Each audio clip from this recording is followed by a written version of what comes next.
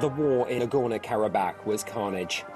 6 weeks in which a deluge of fire and steel fell on the breakaway region and its Armenian forces. 40-year-old Raik was one of the last to die in combat.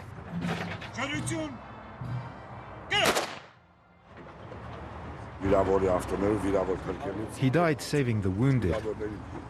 He was getting them loaded into a vehicle when they were hit by a Grad missile. The losses to Armenian forces were severe. Over 2,400 soldiers lost their lives, targeted by new generation weaponry.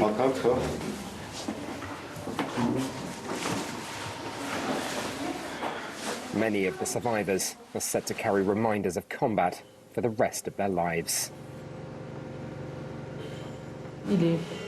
This young man is paraplegic. He's 19 years old and he's paraplegic. Elise Bogosian is a French-Armenian aid worker. She went into action at the beginning of the conflict to help with the wounded. This one is 18. He was wounded in the skull and lost his sight. Most of the enlisted weren't professional soldiers, but young adults drafted in, or volunteers wishing to protect their home. They were first-year students in law, philosophy, in economics. They were language and architecture students. There were also musicians and artists. A lot of people volunteered. With little direct fighting between each side, death fell from the sky instead. Artillery strikes, drone attacks, all uploaded online in high definition.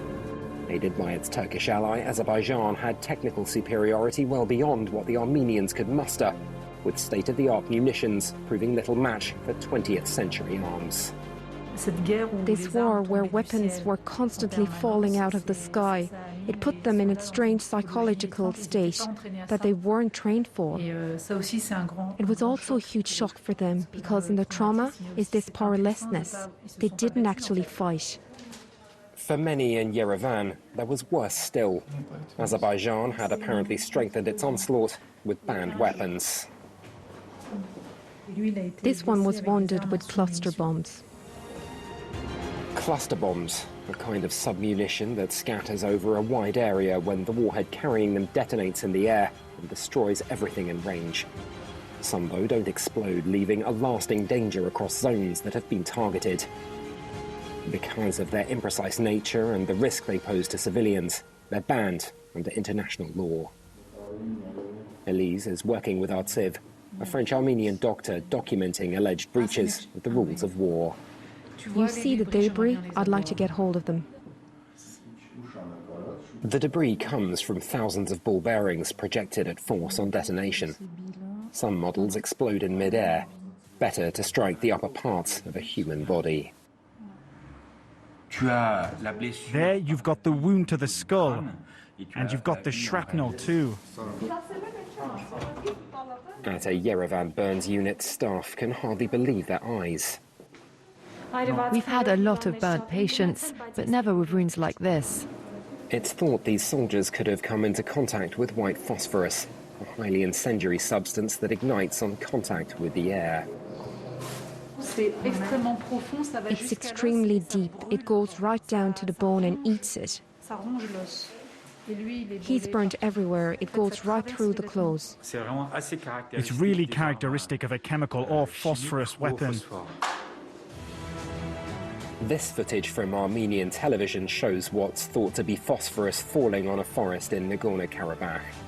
It's a formidable way to burn through vegetation, and the Armenian forces using the trees for cover. Artziv is one of many doctors from Armenia's diaspora who came during the conflict to help. He treated dozens of wounded soldiers and often noticed odd burns. They really aren't like what you would call classic burns. There are other factors too. Wounds that seem under control, which then take an abnormal turn for the worse. Problems with metabolism, unexplained heart attacks. All are issues known to come from phosphorus burns.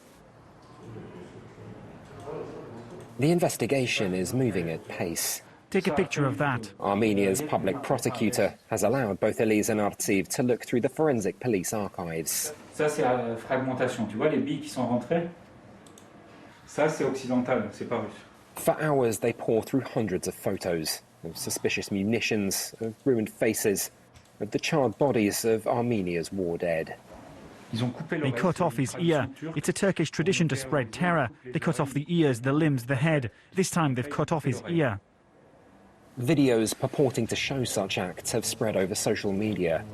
Azerbaijan denies it all, in turn accusing Armenia of committing war crimes itself. Elise, for her part, is headed back to France with a trove of evidence. All of these debris were pulled out of bodies. We'll see. The guns have fallen silent as both sides count their dead, but now a new front has opened, with NGOs fighting to lift the fog of war and reveal exactly what happened over 6 weeks of conflict in Nagorno-Karabakh.